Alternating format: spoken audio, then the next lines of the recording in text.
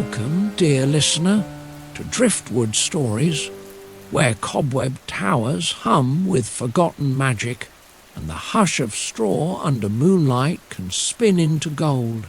Tonight we follow a tale wrapped in old riddles, a whisper carried through candlelit halls and cold forest paths, a tale of promises made in shadows, and the quiet courage it takes to speak the truth.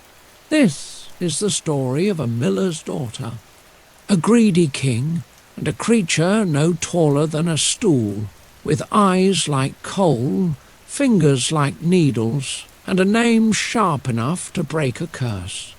So rest your thoughts, draw your blanket close, and listen as the wheel begins to turn. This is Rumpelstiltskin. Chapter 1. The Boast and the Bargain. In a far-off kingdom, where the wheat grew tall and gold under the sun, and castles cast long shadows across winding rivers, there lived a poor miller and his daughter. Their cottage sat near the edge of the king's land, beside a stream that turned the great wooden wheel, its groaning rhythm the heartbeat of their days. The miller, a man of quick words and quicker pride, was known more for his stories than his skill. He told tales of talking foxes and flying horses, of giants in the mountains and treasure beneath the floorboards. But his greatest boast, the one he told after too much ale, when the fire was low and the company lean, was about his daughter. "My girl," he'd say, thumping his cup with a grin, "is so clever she could spin straw into gold." He meant it as a jest, a sparkle in the eye, a father's foolish pride. But the wrong ears heard, for word has wings in a kingdom such as this, and soon it flew beyond the village, past the meadows and the vineyards, up the winding road to the king's court. The king, a man both greedy and grim, was a ruler who measured worth in coin and kindness in carats.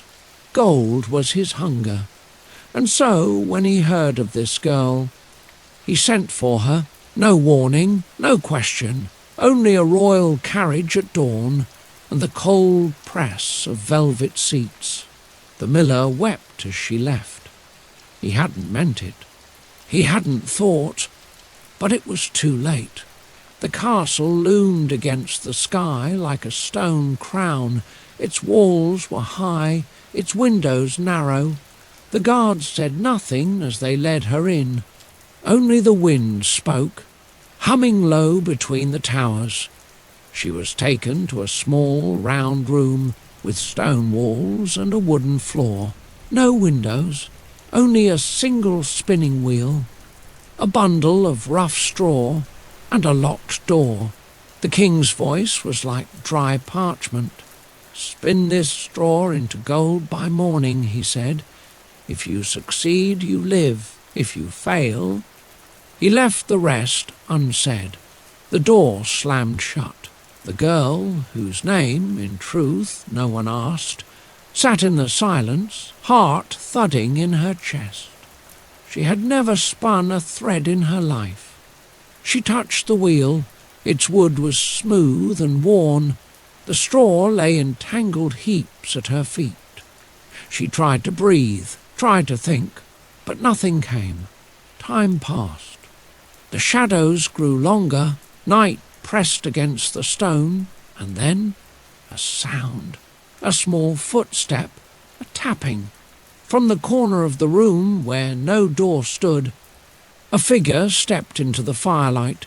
He was no taller than a stool, with wild hair like bundled straw, and a nose sharp enough to split kindling. His eyes were black and glittering, like beetles or polished coal. "Why are you crying, girl?" he asked, his voice thin as thread. She blinked at him. "Who are you?" "Never mind that. I heard your sorrow all the way through the stone. What troubles you?" she told him.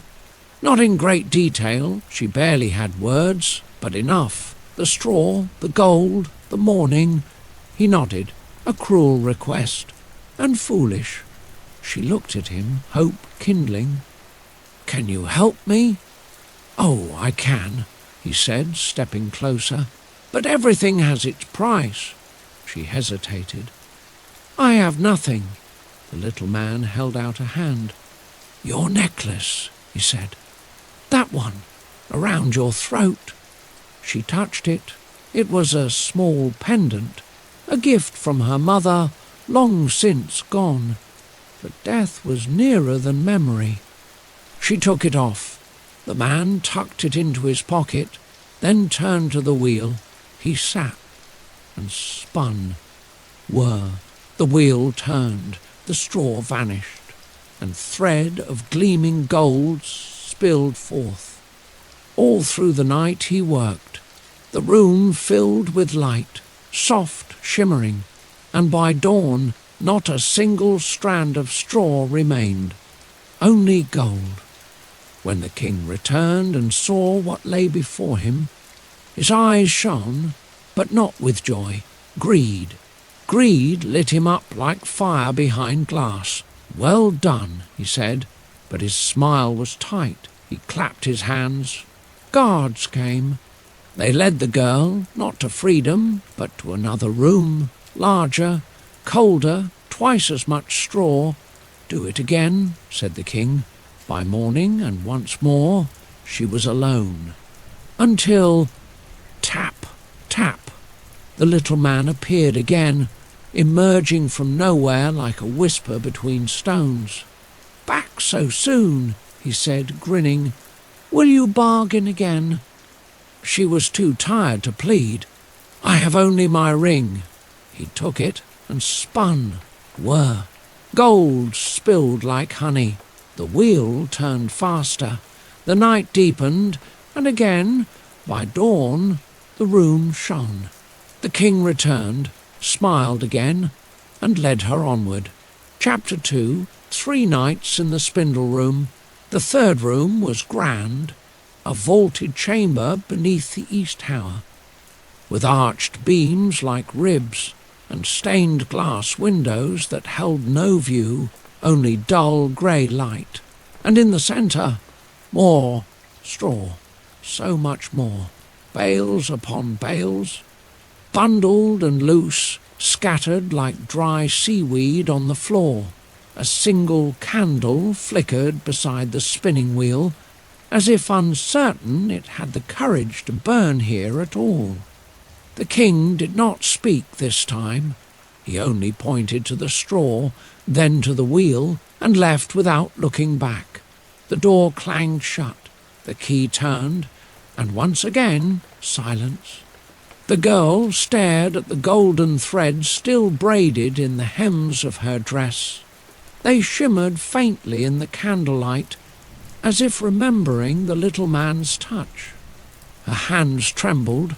She thought of her mother's necklace, now gone, of the ring she once wore, lost beneath strange fingers, of her father, foolish, frightened, somewhere far away. She tried not to cry, but the tears came quietly, not with sobs, but with the slow, steady grief of being unseen.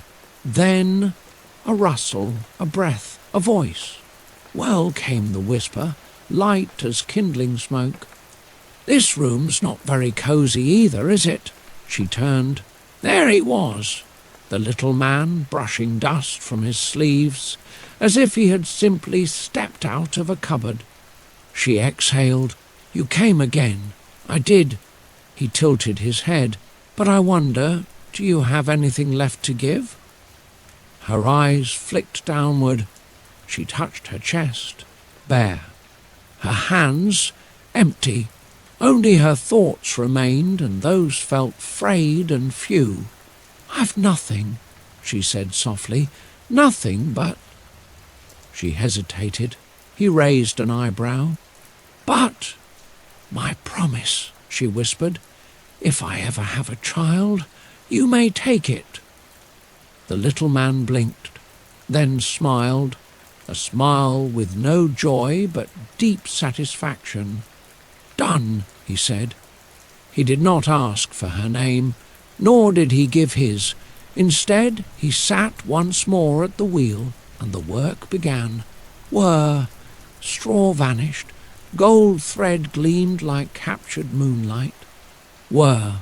The candle flickered, the tower creaked, and the wind howled outside as if sensing something ancient had just taken root. When dawn arrived, the room was filled with gold.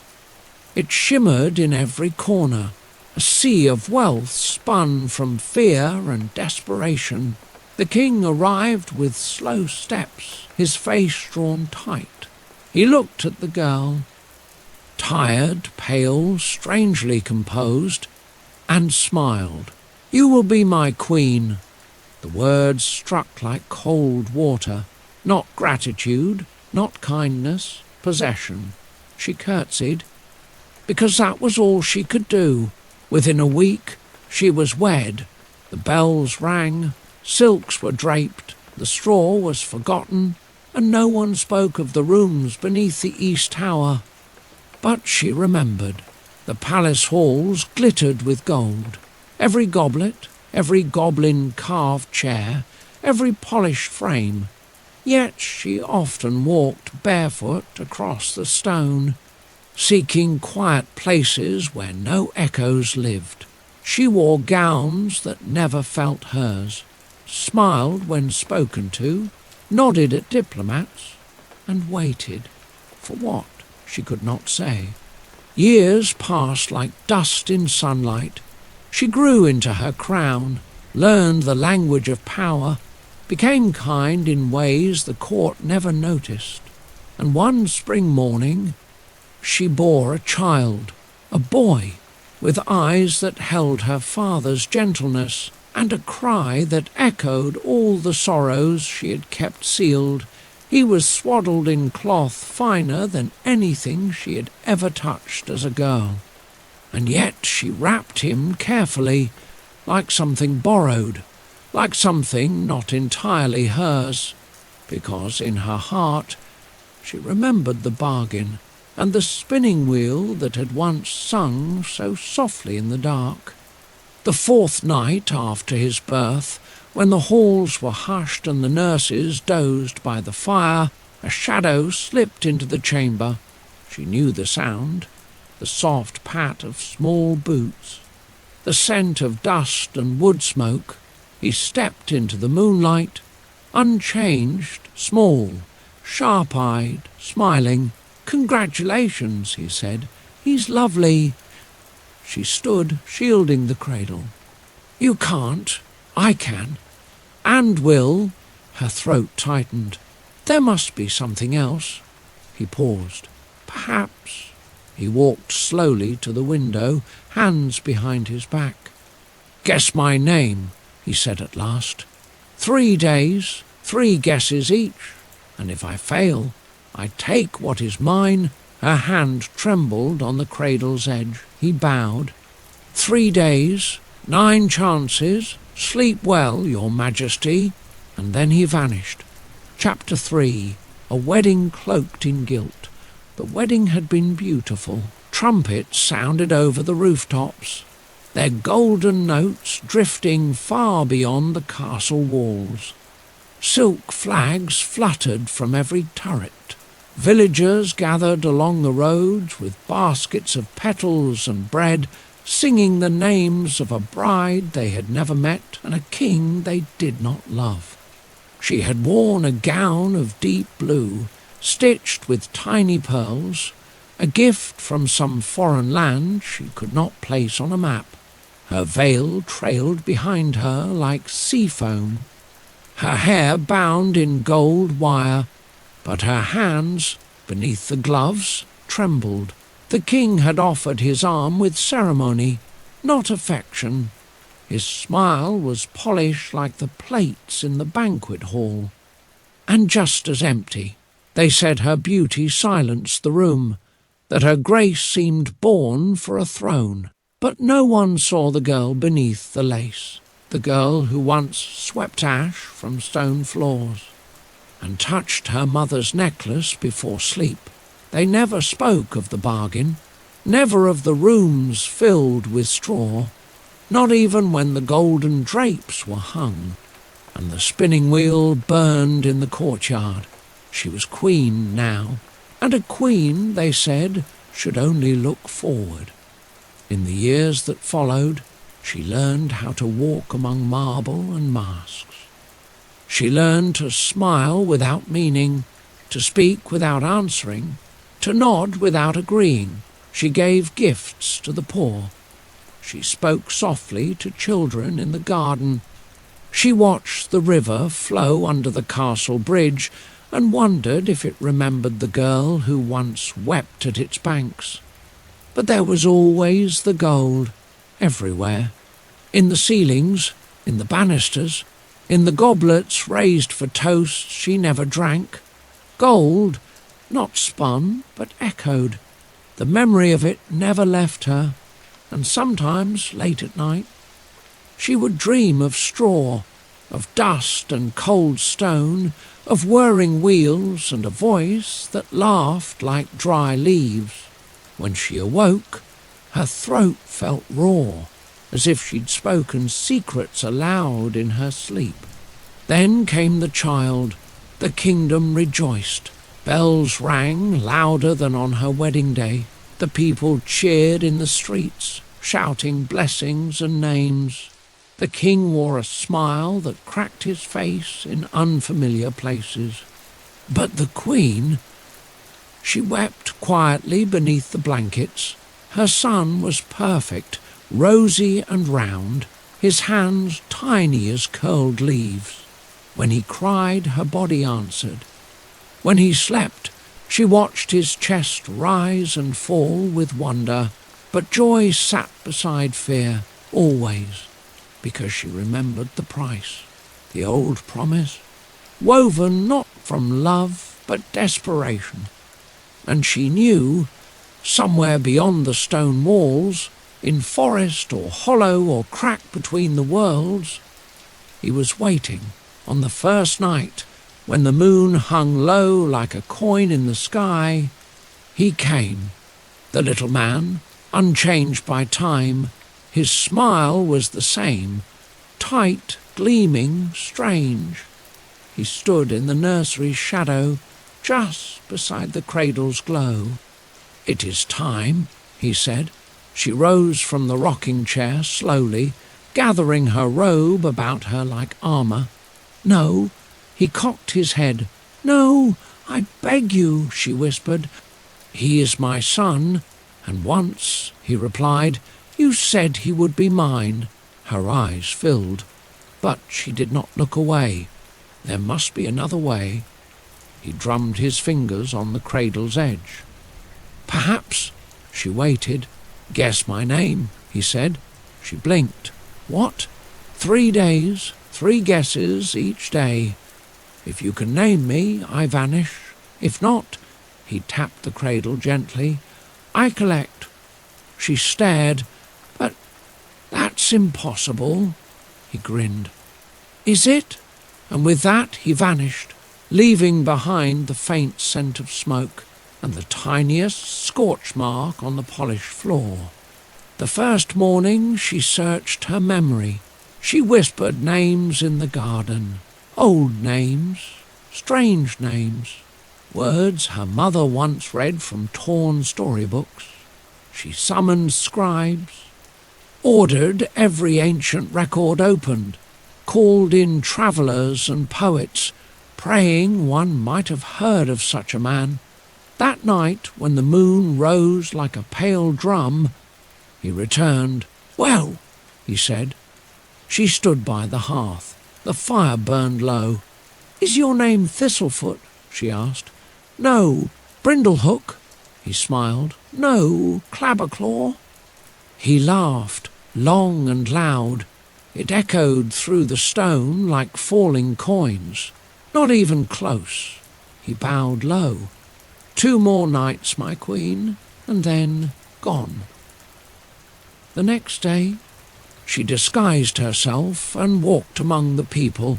She listened to babble in the market, to gossip in the bakeries, to lullabies hummed in back alleys and crooked lanes. She found a beggar with glassy eyes who claimed to know the names of spirits. She traded her gloves for his list. That night she tried again. Is it Glimmerwick? No. Hambleton? No. Wretchley. He clapped his hands in glee. Oh, my dear, you are delightful. One night left, he whispered, and vanished in a puff of cinders. The Queen sat by the cradle all night. The child slept on, unaware of the shadow that curled closer. She did not sleep, and when the sun rose, its light seemed sharper than before. Chapter 4. The Return of the Little Man. The third day began with frost. It crept across the glass panes like delicate lace, etching pale veins into the corners of every window in the palace. The morning air was hushed, as if even the wind dared not speak too loudly. The Queen rose before the sun. She watched her son sleep, his fingers curled near his face, his breath soft and rhythmic, his brow smooth with the innocence of someone who has never been asked to pay a price they didn't make. She touched his cheek, then stood. That morning she sent her servants farther than ever before, beyond the city gates, past the vineyards and the salt road, into the woods.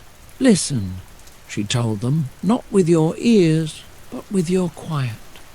And if you hear a name that clings to the trees, bring it to me. Some laughed, some nodded. One old woman, the washer from the outer cottages, took it seriously. She set off into the trees with bread, a shawl, and nothing else.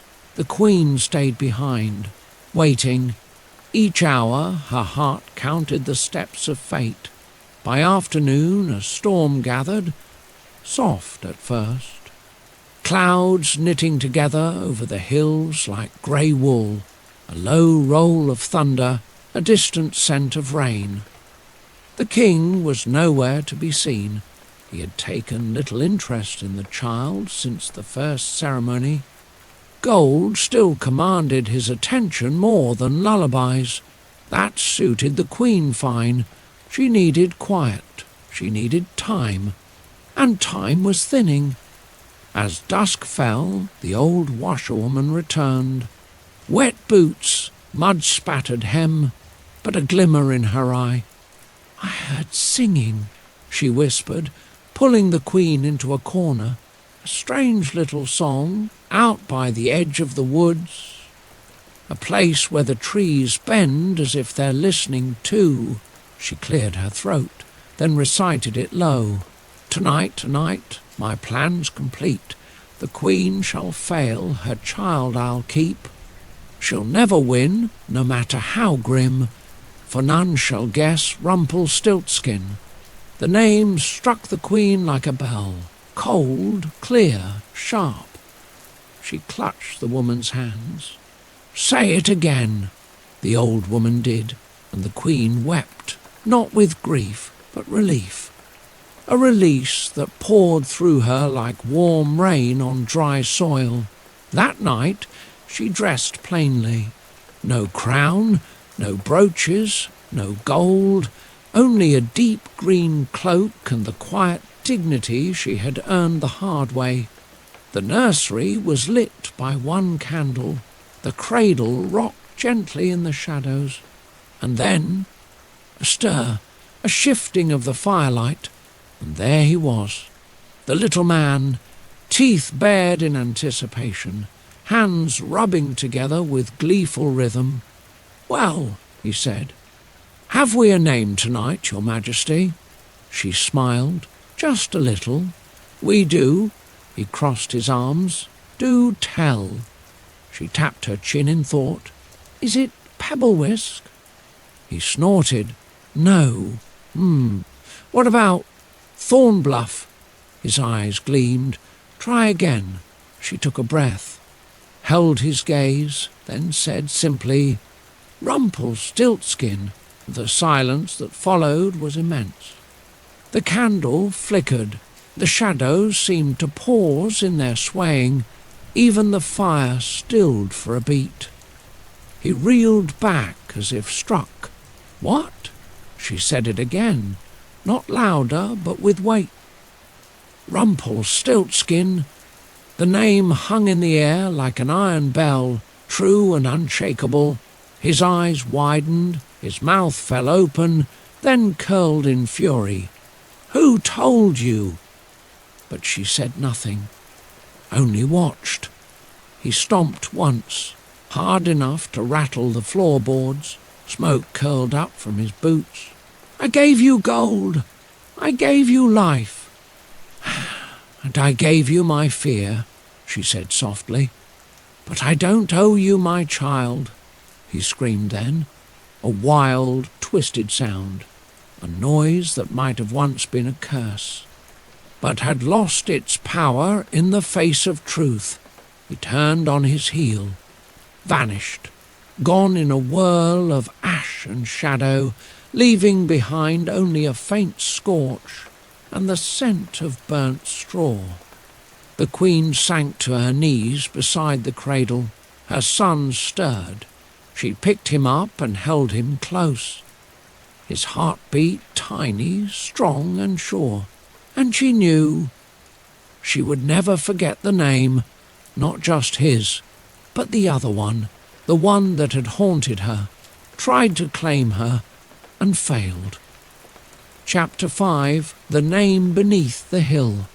The storm passed in the night. By morning the air smelled of pine and wet stone.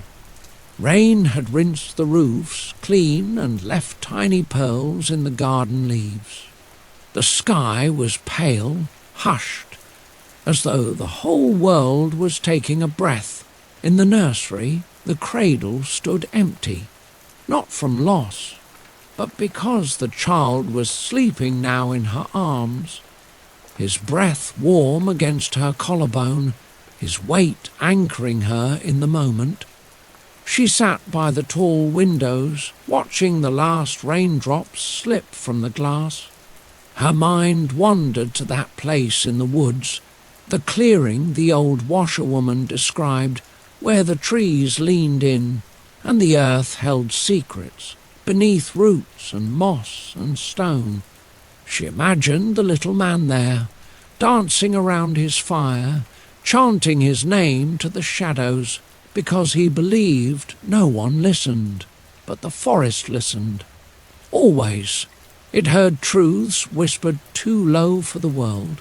It remembered promises and names alike, and it kept them buried beneath the hill. That morning she ordered the fire in the hearth lit high, not out of fear, but to reclaim the room.